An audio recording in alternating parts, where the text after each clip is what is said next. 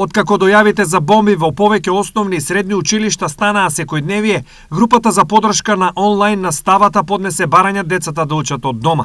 Писмото е веќе испратено до сите одговорни институции како влада, министерство, биро за образование, а очекувањата се дека онлайн наставата ќе се организира веќе од понеделник.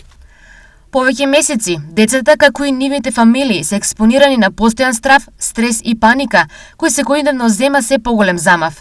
Зад ова барање стојат луѓе и семејства кои се обединети кон една цел – здравјето, безбедноста и образованието на своите деца, без разлика на нивната етничка, религиозна, партиска и каква била друга припадност.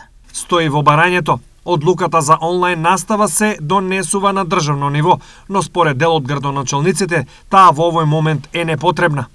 Сметам дека нема реална потреба од онлайн настава, имајќи во предвид дека најмногу последици ќе имаат децата, учениците кои што ќе ја следат оваа онлайн настава. Сметам дека наставата треба да продолжи со физичко присуство. Нема да издадеме некоја известување или обврска на училиштата да наставата ја одржуваат онлайн до полугодието, тоа се уште 2 работни недели, 10 на работни дена. А за понатаму и верувам дека ќе му дојде крајот на тоа и ќе бидат откриени сторителите за да овие хибридни напади престанат и да можат и учениците и родителите да бидат поспокојни. И според експертите станува збор за хибридни закани чија цел е многу јасна.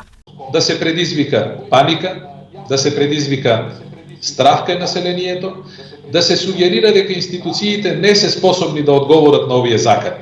Граѓаните треба да бидат смирени, треба да ги следат и да ги почитуваат насоките на полицијата и на другите надлежни органи, но доминантно на полицијата, и да останат смирени. Како држава и како полиција имаме капацитет да ги спречиме и превенираме сите реални, не онлайн, туку офлайн, да речем, закани. Освен во Македонија, дојава за бомби има и во останатите држави од опкружувањето, а онлайн настава засега воведе само Црна Гора. Според последните податоци од МВР, некои од трагите за заканите за подметнати бомби водат до неколку земји од Кавказскиот регион.